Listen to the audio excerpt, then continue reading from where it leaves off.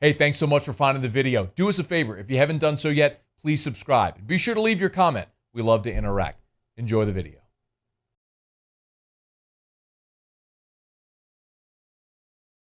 All the coordinators are gone. You know that. Steve Ensminger retired. Scott Linehan, see ya. And like I told you for 2 months now that Bo Pelini was going to be fired. It was a foregone conclusion. That ultimately happened, and now they're looking.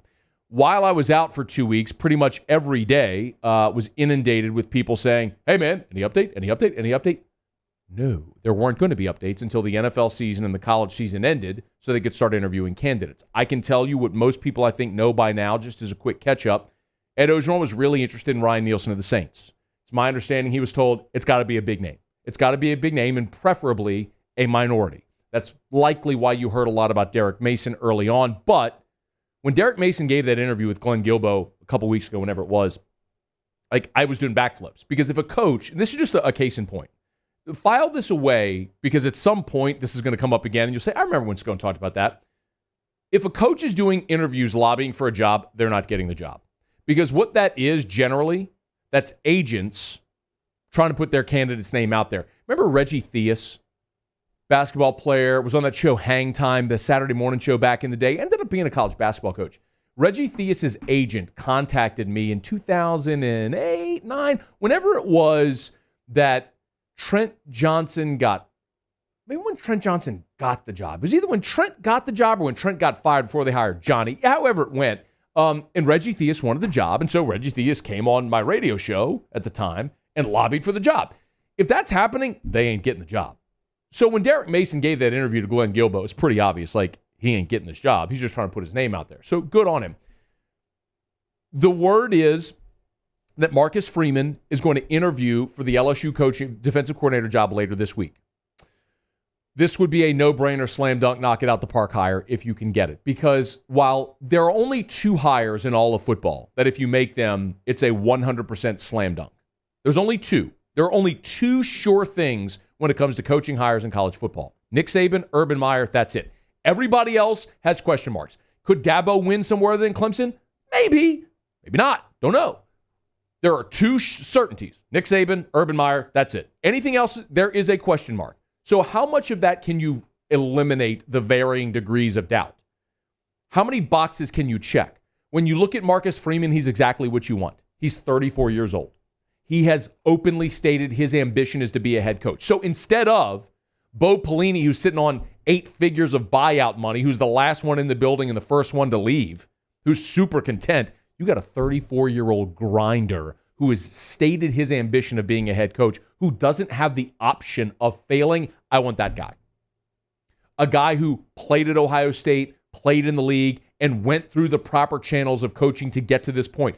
GA at Ohio State, position coach at Kent State, position coach at Purdue, co-DC at Purdue, DC at Cincinnati for 4 years. Took them from garbage defenses ranked in the hundreds to top 20 defenses in every major category. Give me that guy. Give me that young, hungry, ambitious guy. Give me the current version of Dave Aranda when you hired him in 2016. That's Marcus Freeman. Now, can you get him? Don't know. Marcus Freeman has interviewed for head coaching jobs this offseason. I know that. Does he hold out and jump from Cincy to a head coaching job? Maybe. Could you double his salary? Could you basically take what he's currently making, put a 1 in front of it, a 1 point, and say, hey, look, we're going to pay you $1 million over what you're making right now, and you get to come coordinate in the SEC, where, look at our last defensive coordinator, Aranda, got a Power 5 head coaching job at Baylor from this gig. Maybe you can sell that to Marcus Freeman. Maybe not. I'll tell you offensively, the thing that I had heard 2 weeks ago today was that LSU, that Ed Orgeron had conversations with Joe Brady. Was told that point blank 2 weeks ago.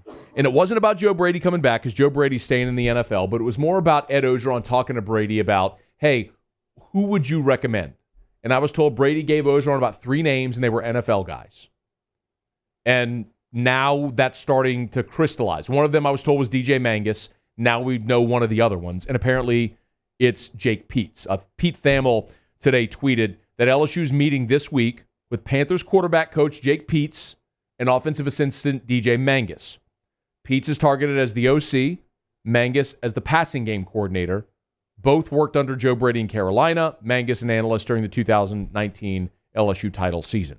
So that's essentially the presented structure. Peetz is OC, Mangus is passing game coordinator. Peetz has been in the league for 10 years, another young guy. Same with Mangus, was the youngest OC in college football when he was at William & Mary with a young Joe Brady. Followed Brady here to LSU a year ago, followed Brady to Carolina as an offensive assistant this year. Again, look at the mold. You're going young, energetic, enthusiastic, ambitious. It's the opposite of what your staff looked like this past season. So if what you were doing wasn't working, do the opposite. Don't repeat what you were doing. And it looks like that's what LSU is targeting right now. So I think the other really important question is, how does the staff structure look? You're obviously going to have a defensive coordinator. It looks like you're going to have an OC and a passing game coordinator.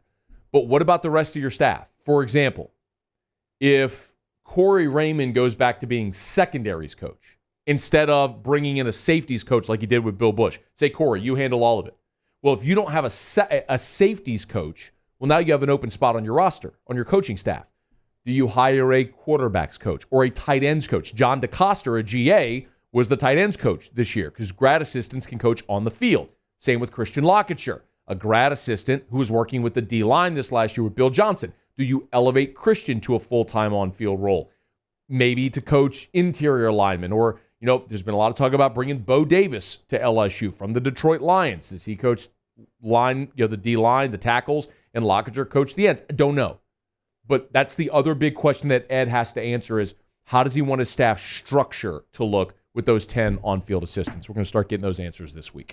Hey, thanks so much for watching. Please leave your comments. I love to interact, and be sure to hit the red subscribe button below.